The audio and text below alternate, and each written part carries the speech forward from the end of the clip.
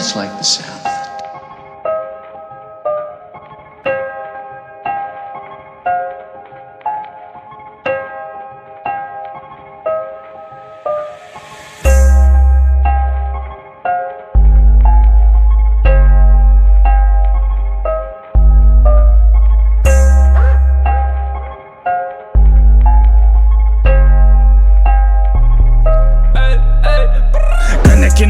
Immedak gezin mana çekerim kilo Dedim içinde neşeli tədədən ölçəmə qaxarım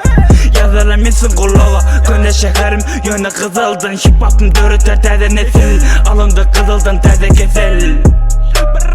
Meni tanıyan yönü görən o Her setirəm bana doza gerek Dinlədim bilən mi durmuşlar qovu Yoldaş ofiser qaldırma tonu bilən mi bərsi Vegasemden getdi də özülə bulu Treklamı salım arxiva Doğulun dinlesin deyip gidem de uzaklara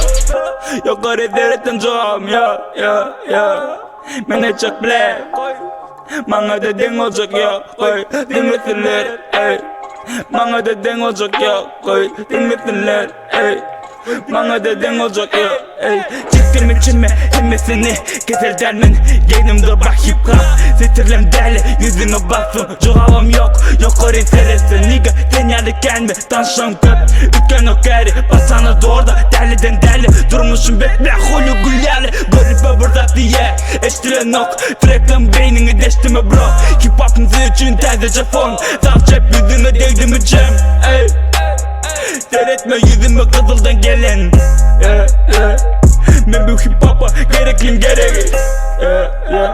Bu kanakina Bu kanakina Bu kanakina Bu kanakina Ocean krasna nigga Bu konu kino edil dinamit Çaykaya küllerini RSB Dime bize sinireli Bu krasna bozkun önemi İmdat yetik imdat bay Koçam Antalya koçam Dubai Seyredip geçmiyor maşinima Bu şarkılar yarılsınday Kesileyen günü arasında Kalsın çölde karağımda Tabarı sonra ağılımdan Kalan kodu sesim kalır men yoğulumda Patvalı düştüm dertli ağılım Yasaya ağılım yekti Protokolümü öğretti bu deyim Spatişka gülleme dipti